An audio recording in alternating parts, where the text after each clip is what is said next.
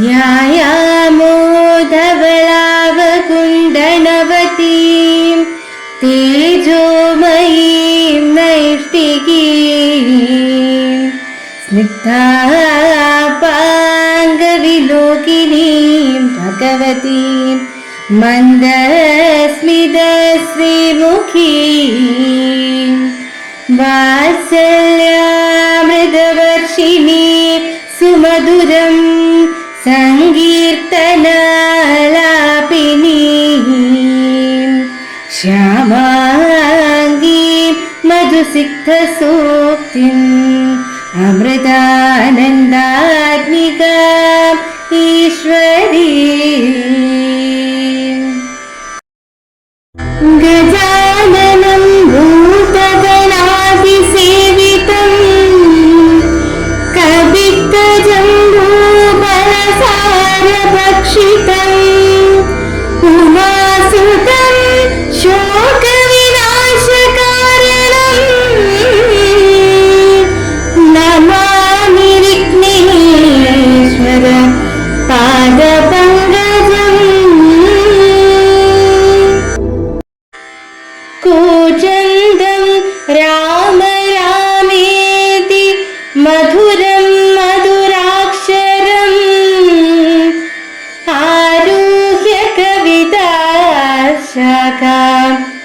വന്ദേ വാൽമീകി കോകിലം. ഓം ഹരിശ്രീ ഗണപതയേ നമഃ. അവിഘ്നമസ്തു. ശ്രീരാമ രാമ രാമ ശ്രീരാമചന്ദ്ര ജയ. ശ്രീരാമ രാമ രാമ ശ്രീരാമഭദ്ര ജയ. ശ്രീരാമ രാമ രാമ സീതാഭിരാമ ജയ.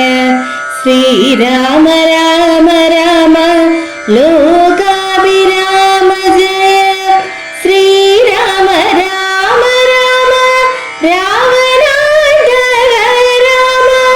ശ്രീരാമ മമ ഹൃദി രമതാം രാമ രാമ. ശ്രീരാഘവാത്മാ രാമ.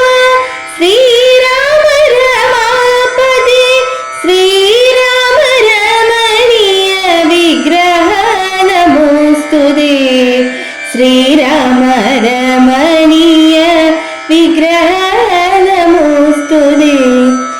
നാരായണായ നമോ നാരായണായ നമോ നാരായണായ നമോ നാരായണായ നമ.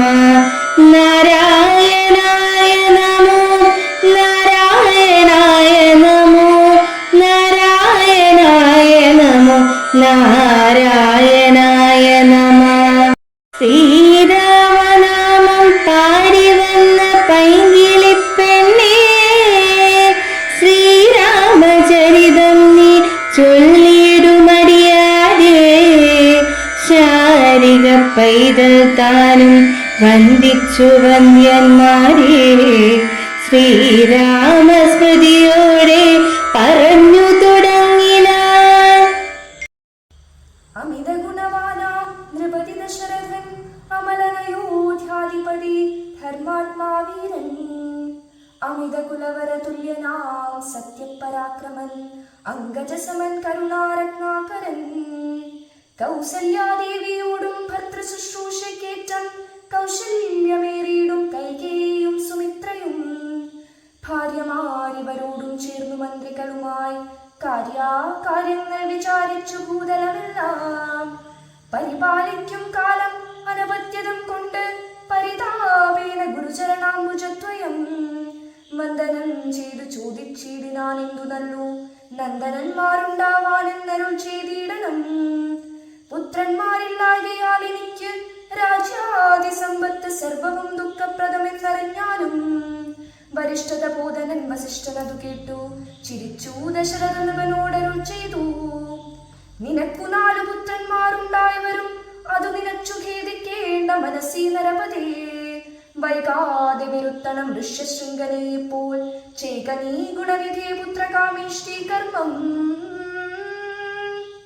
അനശ്വരമായ അധ്യാത്മരാമായണം മഹാകാവ്യത്തിലെ ബാലകാണ്ഡത്തിൽ ദശരഥ മഹാരാജാവ് പുത്രലാഭാലോചന നടത്തുന്ന ഭാഗമാണ് ഇന്നിവിടെ പാരായണം ചെയ്തത്.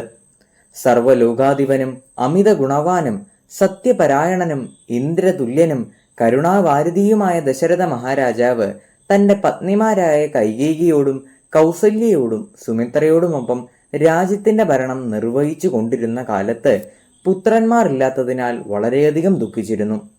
അനപത്യത ദുഃഖം അനുഭവിക്കുന്ന ദശരഥ മഹാരാജാവിനോട് ഗുരുവായ വസിഷ്ഠമുനി സദ്ഗുണസമ്പന്നരായ 4 പുത്രന്മാർ ദശരഥന് ജനിക്കുമെന്നും അതിനായി പുത്രകാമേഷ്ടിയാഗം നടത്താൻ ഋഷ്യശൃംഖനെ രാജ്യത്തേക്ക് വരുത്തണമെന്നും നിർദ്ദേശിക്കുന്നു. ഈ ലോകത്ത് രാജ്യം, അധികാരം, സമ്പത്ത് എന്നിവയെല്ലാം ഉണ്ടായിട്ടും തനിക്കില്ലാത്ത ഒന്നിനെ ചൊല്ലി വിഷമിക്കുന്ന നിരവധി ആളുകളെ സമകാലിക ജീവിതത്തിലും നമുക്ക് കാണാം. അത്തരത്തിലുള്ള സാധാരണ മനുഷ്യന്റെ പ്രതിനിധിയാകുന്നു ദശരഥ മഹാരാജാവ്. ഓം നമഃ ശിവായ.